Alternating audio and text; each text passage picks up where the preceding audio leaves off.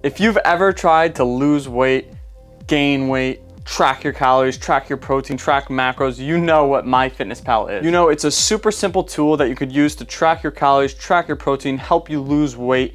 Just like if you're trying to save money or invest money or have a better future, you create a budgeting plan or an investing plan and you track that. It's the same thing, but with your nutrition. But starting tomorrow, for me, tomorrow's October 1st. If you're watching this after October 1st, this change has already been made. MyFitnessPal is gonna charge $20 a month just to scan the barcode on an item to track it. Meaning if you go and you want some peanut butter and you wanna track peanut butter and you take out your phone to scan it, it's gonna cost 20 fucking bucks to do that every single month. There's several other apps online that give this option for free, and the most popular competitor that I found from my comment section was Lose It. There's tons of others that people said, but Lose It was the one a lot of other people currently used. And Lose It, the barcode scanner is free, but it's very different from MyFitnessPal. So in this quick video, we're gonna dive through the pros and cons of MyFitnessPal, pros and cons of Lose It, and then I'll give you my final recommendation on what I think you should use. And if you disagree with me or agree with me, let me know down in the comments and give me your reasoning why. So first up, MyFitnessPal. This is the one I currently use and I love it, so I do have a little bit of a bias, but I have tried Lose It for the past month. However, let's go pros and cons of MyFitnessPal right now. The first pro of MyFitnessPal is it's clean. The UI, it's very minimalistic as well. Not much on there besides what you need, right? What you ate, the calories, the protein. If you turn it sideways, you can get the protein, fat, carbs, sodium, sugar, etc. And then if you just tap anywhere on the top, boom, you've got your macros for that day. You got the nutrients for that day. So if you're trying to reduce how much saturated or trans fat that you're eating, you can track that every single day. You can see how many calories you ate for the day. And of course, your protein, carbs, and fats. Clearly, whoever designed the UI made it very minimalistic, so you're only looking at what you need to see. It's not busy. Another pro about MyFitnessPal is you can set your goal, even though I don't use any of the goals within the app. I only use it to track as a database. You can set your goal to gain weight.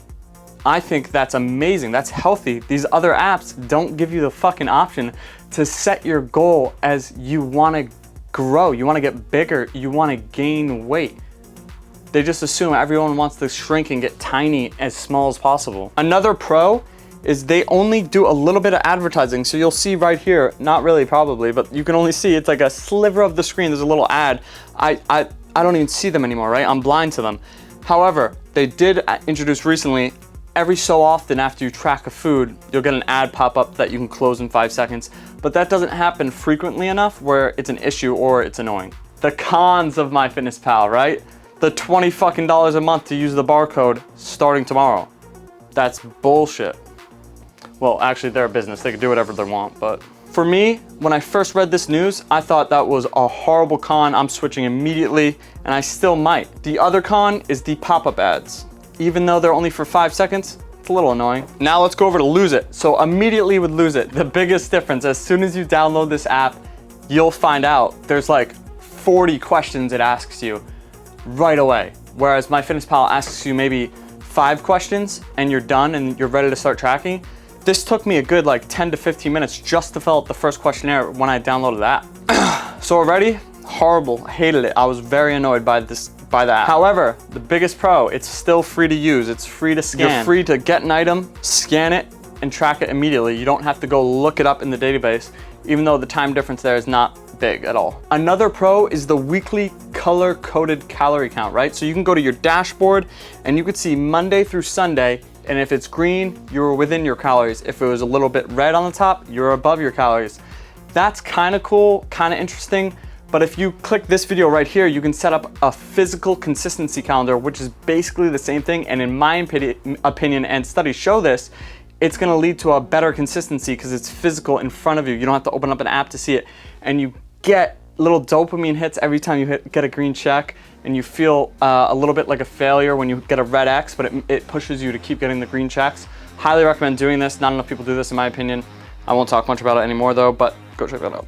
Another pro, although this is a con for me, so I'm gonna put this in the middle. Like this might be a pro for you, but for me this is a huge fucking con, is all of the pictures and extra bullshit that's on the screen. Like, this is not by any means a minimalistic app.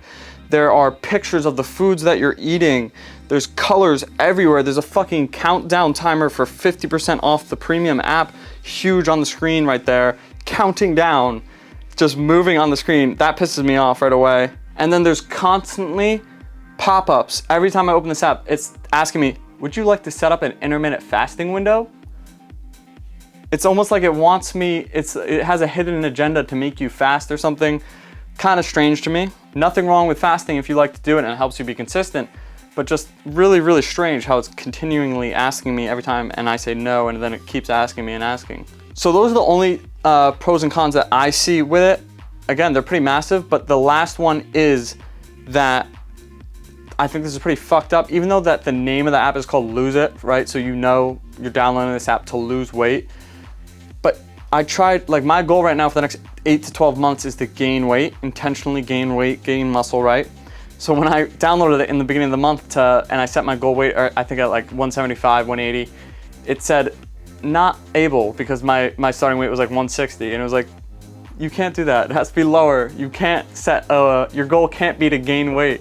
So I think that's pretty fucked up, especially for a beginner, someone starting, or someone that doesn't know that it's healthy to gain weight, or you can't only lose weight for the rest of your life. You have to go through a maintenance phase. You have to go through building phases. You can't only be tearing your body down your entire life. You have to go through building phases. So I think that's not so great for some people's mental health that maybe don't know that information, right? So I thought that is a huge fucking con. My personal recommendation is to continue using myfitnesspal, because at first you're like, fuck, I don't want to have to pay $20 to use the barcode scanner.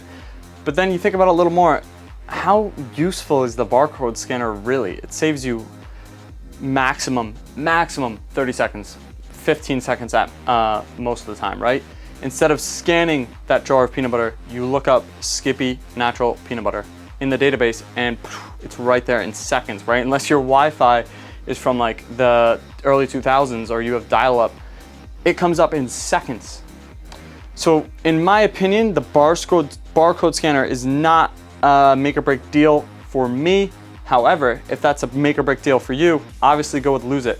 But to be completely honest, I fucking hate the entire Lose It app.